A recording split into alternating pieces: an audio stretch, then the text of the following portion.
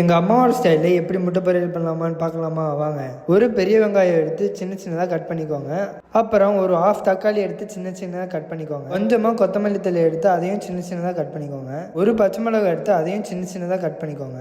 2 பல்லு பூண்டு, கொஞ்சமாக இஞ்சி வச்சு கல்லில் வச்சு தட்டி தட்டி எடுத்துருங்க. மிளகாத்தூள், மஞ்சத்தூள், பெப்பரு, உப்பு காக்கா தூக்கிட்டு போயிடுச்சுனாங்க. அப்புறமேட்டு கொஞ்சமாக துருவன தேங்காங்க. ஸ்டவ் மேலே கடாயி 1 டீஸ்பூன் தேங்காய் எண்ணெய், அப்புறம் உங்களுக்கு தேவையான அளவு கடுகு போட்டுக்கோங்க. கடுகு டம்மு டும்முன்னு வெடிச்சதுக்கு அப்புறம் பச்சை மிளகா, கருவேப்பிலை போட்டு நல்லா வணக்கிக்கோங்க. அப்புறம் தட்டி வச்ச இஞ்சி பூண்டையும் போட்டு நல்லா வணக்கிக்கோங்க.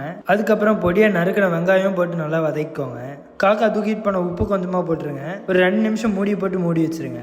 நறுக்கின தக்காளி போட்டுக்கோங்க. அதையும் நல்லா வணக்கி விட்டுருங்க. பெப்பரு, மஞ்சத்தூள், மிளகாத்தூள் போட்டு மறுபடியும் வதக்கி விட்டுருங்க. அப்புறம் நம்ம மெயின் கேரக்டர் முட்டை பாய்ஸ் எடுத்து நடுவில் 2 தட்டு தட்டி உள்ளே ஊற்றிடுங்க. 2 முட்டையை அவங்களையும் கொஞ்ச நேரத்துக்கு அப்படியே வேக விட்டுருங்க. இப்போ மூடி ஓப்பன் பண்ணி நல்லா கிளறி விட்டுக்கோங்க.